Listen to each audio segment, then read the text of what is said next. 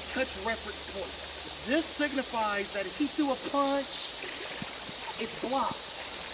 There are many reference points in real fights, many of them, hundreds. This is common, the hand comes up, boom. Now his goal, Jeet Kune man's goal is to hit. We're not Wing Chun people. Our goal isn't to trap you. I don't care about that. My goal is to shake your brain. And I was a boxer for 20 years, literally hundreds and hundreds and hundreds of street fights. This guy's probably seen me himself at 60 or 70 or 80. He worked for my security team for 6 years. But if people want the secret to win 100% of the time is to shake his brain. Put blunt force trauma on this guy till he is neutralized and you can get the hell out of there or put him down. And that's it. There's no other secrets to this.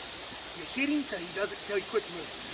Okay, that's the reality of this. So our job is to hit that head, or to hit that eye. If I get that good eye shot, then I can hammer something a lot heavier.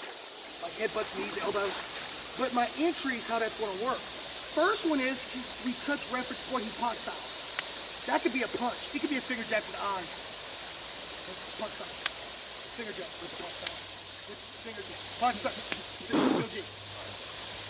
It could be a palm. It could be a wander, which is her palm. It doesn't matter once you get the trap. So the first part of this is I touch reference point. The key to make me look faster than I am, I've deceived people for many years. I've always been considered the fastest guy on the block. There's no way a guy 245 pounds is as quick as I am with just speed alone. My dad was fast, he had fast twitch muscle, yeah, but I'm a big boy. The key is economy of motion and relaxation. In other words, I don't pull, I don't go back to go forward. That's what most people do right here. It's always forward with me, always. This right here, it's always forward. Does that make sense at all? That's what makes me look quick, because I'm not going back. I'm going forward. All right, so pucks out. That's the first one. Then he punches me. Pucks out. Watch again, he punches the face. Do it again. Do it again. That's the first two. Third one, he punches my rib. Watch, punch rib. Punch rib. Punch rib. Fourth one, he punches my inner block. Again. Fifth one, I punch. Wedge. Yes. Those are 5 basics. We're going to do this very slow. Number one, and all we're doing is the puck out. Pucks out. He slaps and hits me. For training right now, everybody throws a punch. In reality, I don't punch anymore at all. It's finger jabs or it's elbows and headbutts. I don't punch anymore. Now look at these hundreds of tooth marks, arthritis in both hands, carpal tunnel. We have tools to do more damage than punching. We do. An elbow is way much forceful than punching. A headbutt, I broke orbital bones with headbutts. Okay?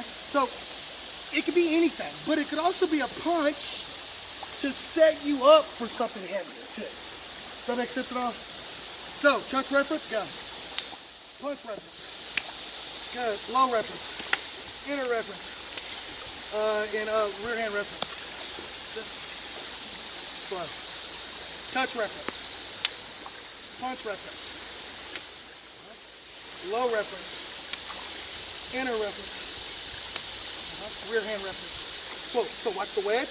Now look, he can do whatever he wants, but from here he lobs out and goes. Did we get there this first time? Anybody want to see it again? You got it. You got it? One more time.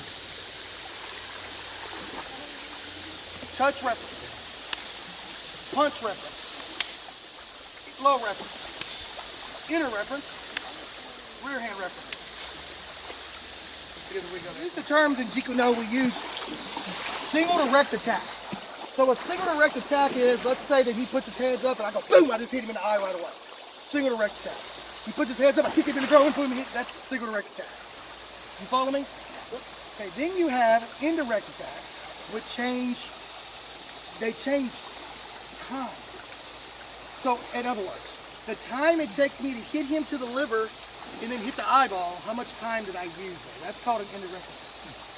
That makes sense? It could be here, I could go high and he blocks, kick him in the groin, whatever from there. That's still an indirect attack. Does that make sense? You have progressive indirect attack, what we're not going to do right now. What we're going to do is indirect attack to compound trapping.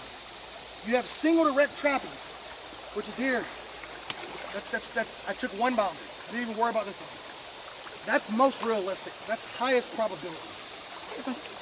Grab a guy, stroke him. That's a single direct trap, or a single trap, right? For the orb, we learn how to trap the second boundary. So he's having a good day. He blocks the first boundary, and he blocks the second boundary. That's when I have to go and do my other trap to handle that rear hand. Does that make sense? So the very first one I'll show you. You can just touch reference point. You can touch reference point. You can low reference point. You go 5 inches. I did that for a reason. You can work your 5 entries off of all of us. So I touch. I pox out, but he crossed the center line, being his nose. We have center line here. Then we have mother line. I could teach a whole seminar just on that concept. Let's not. Let's make it simple. Jeet Kune people are way more simple than Wing Chun people, guys. We pull the arm out of the way, we hit you. You block again, we pull it out of the way, we hit you with something else. That's our philosophy. Okay? So it goes here. I wedge, but see the pull is already there, and then I get my lop saddle off. Lop means to pull. I'm pulling him. See, that would be the hit. And then I would just enter with whatever, and I'd finish it. Right? So, one, wedge, pull and hit. He does it. You can back this. You can BOG. You can Chun Choi. Don't care. Once you get to this, I don't care what you use. Does that make sense? Once you get the Pak Sao, which is flat, Lop Sao, which is pull. Okay? That's all I want you to do. You can touch, or you do it with a clutch right there.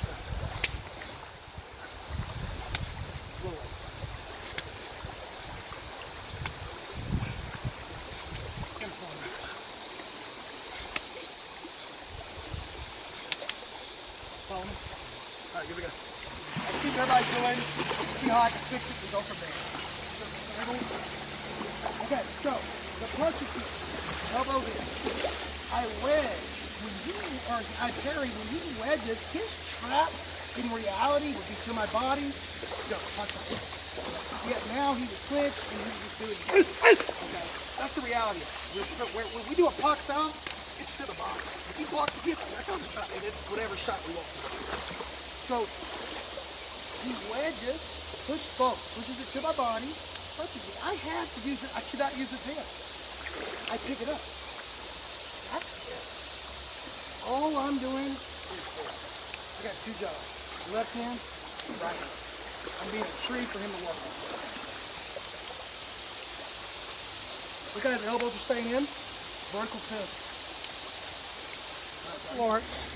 The focus is on 3 knuckle punch. In Taekwondo, we focus on the first 2 knuckles. The Japanese and Korean way of thinking is that these knuckles are the strongest. They're absolutely correct. But what tends to happen, if you don't condition this, is that to hit with these 2 knuckles, you have to do what to your wrist? Break wrist alignment. This is not how we walk. When I shake hands with somebody, I don't do this. I go, now watch the fist. This is the most natural, and in my opinion, the strongest way that the wrist gets. This is not new to Jeet Kune. Jack Dempsey talked about the 3 knuckle punch in his book that he wrote in 1920. You can find it online. He talked about the 3 knuckle punch, formed a triangle, and it locked the wrist into position, and then this formed the power line.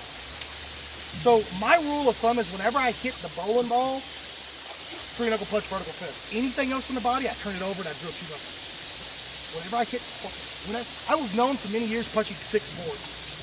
I did it regularly. And I did it because everybody in growing up in Taekwondo were breaking their hands on the wood. Nobody was getting over 4 punches when I was growing up. They were standing way back here and going, well, where's your 4? If the board's here, where's your 4 stopping? Here. So when I get behind him and I punch with a vertical fist, I go through. I was breaking 6. He used to tell me, you can quit, you can pay for it. Now I have carpal tunnel and arthritis in both hands. But regularly I was punching through 6 pieces of wood with a vertical fist. And so I tested the strength of this thing.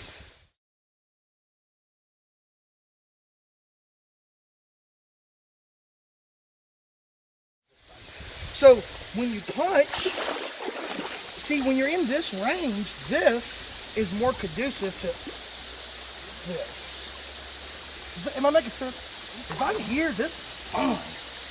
You're here, you're not going to be able to do that. So the trapping range, we stress short range power. Does that make sense? Okay. So watch. I wedge, lop style, which is a pull and hit, slap and hit. Wedge, pull and hit, slap and hit. Wedge. This is called Han style.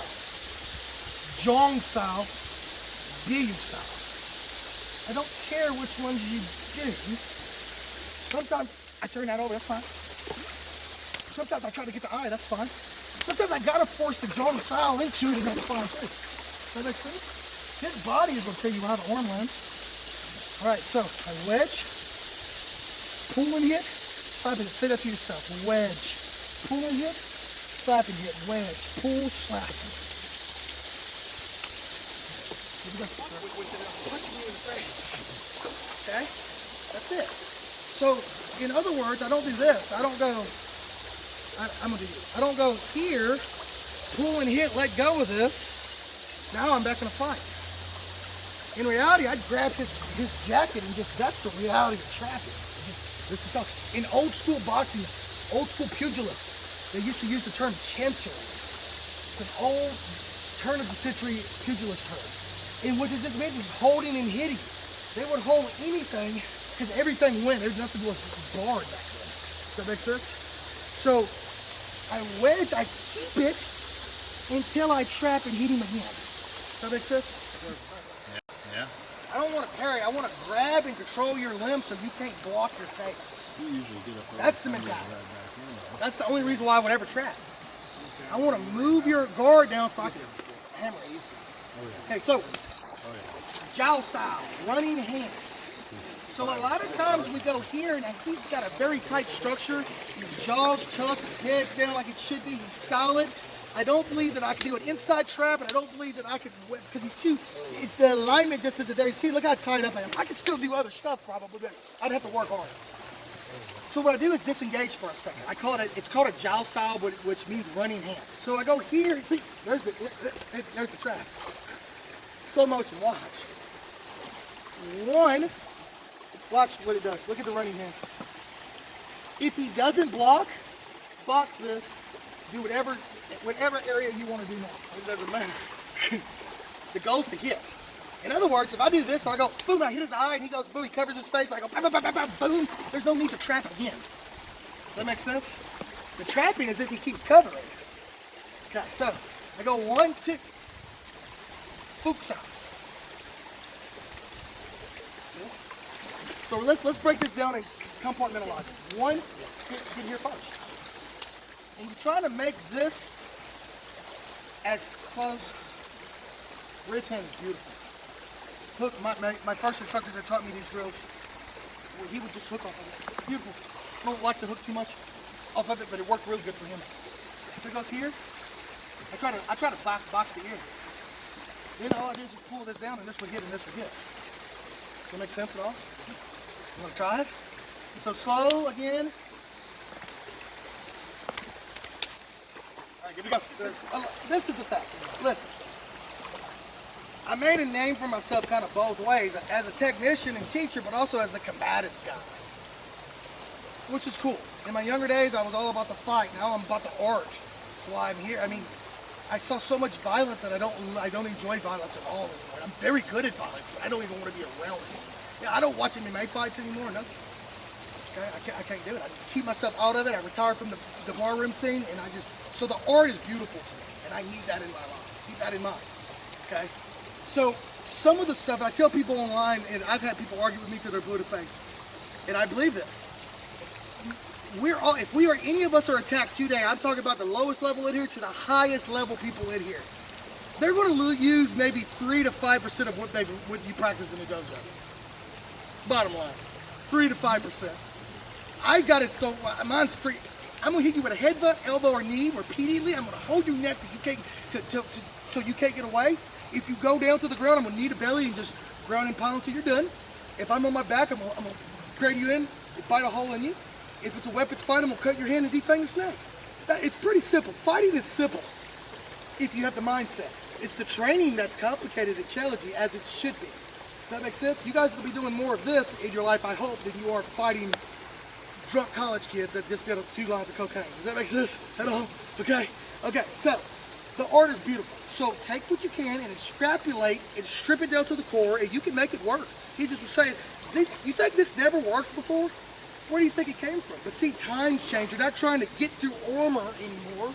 So you have to learn to modify everything. Strip it down to the core, reevaluate it, test it, make it work. Does that make sense? Sure. Okay, ghost hand series. Number 1. As soon as I feel the reference point, as soon as I get it, okay? You actually already learned the first one. The first one was here. That's the first one, okay? Second one that I want you to do is, I want you to go here. As soon as he touches, don't move this hand. Don't move the hand. Watch.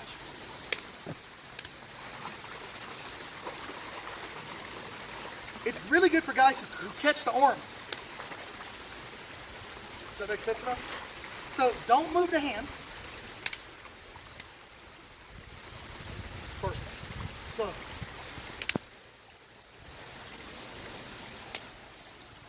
that make sense? So I let him think he has it. This is probably it. You just do it, right? Okay? But if he doesn't, finish it with something else. Want to try that one next? Super slow, watch. But I tend to jab a lot, but Lexi's what I want y'all to do. Any questions?